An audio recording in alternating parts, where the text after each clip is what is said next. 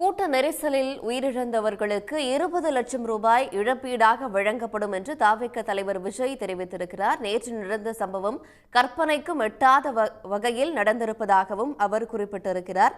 கரூரில் நேற்று நிகழ்ந்ததை நினைத்து இதயமும் மனதும் மிக மிக கனத்து போயிருக்கும் சூழல் என்றும் அவர் குறிப்பிட்டிருக்கிறார். இந்த நிலையில் நெரிசலில் உயிரிழந்தவர்களுக்கு 20 லட்சம் ரூபாய் இழப்பீடாக வழங்கப்படும். நேற்று நடந்த சம்பவம் கற்பனைக்கும் எட்டாத வகையில் நடைபெற்றிருப்பதாக அவர் குறிப்பிட்டிருக்கிறார். நம் உறவுகளை இழந்து தவிக்கும் பெரும் துயர்மிகு மனநிலையில் என் மனம் படுகிற வேதனையை எப்படி சொல்வதென்றே தெரியவில்லை. கண்களும் மனதும் கலங்கி தவிக்கிறேன் என்று அவர் குறிப்பிட்டிருக்கிறார். நேற்று 4 மணி நேரம் கழித்துதான் தவிக தலைவர் விஜய் மௌனம் கலைத்தார். திருச்சி மற்றும் சென்னை விமான நிலையம் இரண்டிலுமே செய்தியாளர்களை சந்திக்கவில்லை.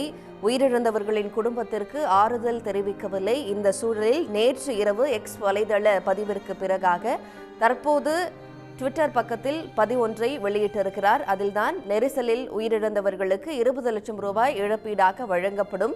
நேற்று நடந்த சம்பவம் கற்பனைக்கும் எட்டாத வகையில் நடந்திருக்கிறது என்றெல்லாம் அவர் குறிப்பிட்டு ஒரு நீண்ட வலைதள பதிவொன்றையும் வெளியிட்டிருக்கிறார்.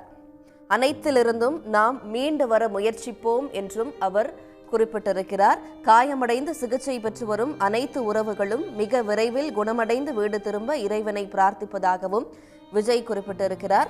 சிகிச்சையில் இருக்கும் நம் உறவுகள் அனைவருக்கும் அனைத்து உதவிகளையும் நம் தமிழக வெற்றிக் கழகம் உறுதியாக செய்யும் என்பதையும் தெரிவித்துக் கொள்வதாகவும் விஜய் குறிப்பிட்டிருக்கிறார். நமக்கு ஈடு செய்யவே இயலாத இழப்புதான். யார் ஆறுதல் சொன்னாலும் நம் உறவுகளின் இழப்பை தாங்கவே இயலாதுதான். இருந்தும் உங்கள் குடும்பத்தில் ஒருவனாக உறவினை இழந்து தவிக்கும் நம் சொந்தங்களின் குடும்பம் ஒவ்வொன்றுக்கும் தலா 20 லட்சம் ரூபாயும், காயமடைந்து சிகிச்சை பெற்று வருபவர்களுக்கு தலா 2 லட்சம் ரூபாயையும் அளிக்க எண்ணுவதாகவும் அவர் அந்த பதிவில் குறிப்பிட்டிருக்கிறார்.